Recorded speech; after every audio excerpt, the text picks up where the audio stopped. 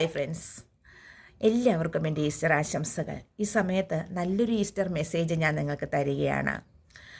Jesus Christ ശിക്ഷാവിധി ഏറ്റുവാങ്ങാൻ വേണ്ടി നടന്നു പോകുന്ന സമയത്ത് അദ്ദേഹത്തിൻ്റെ മനസ്സിൽ ശരീരത്തിനേറ്റ മുറിവുകളേക്കാൾ ഒറ്റപ്പെടുത്തലുകളും അവഗണനകളും കുറ്റപ്പെടുത്തലുകളും ഒരു നോവായിട്ട് അദ്ദേഹത്തിൻ്റെ മനസ്സിലുണ്ടായിരുന്നു എന്നുള്ളതാണ്.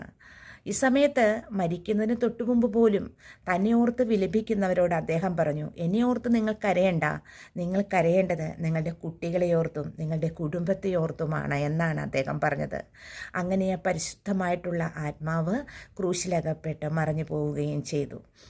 ഇവിടെ നമ്മൾ ചിന്തിക്കേണ്ട ഒരു പ്രധാനപ്പെട്ട കാര്യം, നമ്മളുടെ കുട്ടികൾ നമ്മുടെ നാളത്തെ തലമുറയാണ്. അപ്പം നമ്മളുടെ കുട്ടികളെ നമ്മൾ നല്ല രീതിയിൽ പരിപാലിക്കണം എന്നുള്ളതാണ്. നമ്മളുടെ കുടുംബത്തെ സംരക്ഷിക്കേണ്ടവരാണവർ. ഇന്നത്തെ സമൂഹത്തിൽ മയക്കുമരുന്നിൻ്റെയും അതുപോലെ പല ക്രൂരമായിട്ടുള്ള പ്രവൃത്തികളും വർദ്ധിച്ചു വരുന്ന സാഹചര്യത്തിൽ നമ്മളുടെ കുട്ടികളെ നമ്മൾ നല്ലവണ്ണം പരിപാലിക്കണമെന്നുള്ള ഒരു ഈസ്റ്റർ മെസ്സേജാണ് ഞാൻ നിങ്ങൾക്ക് തരുന്നത്.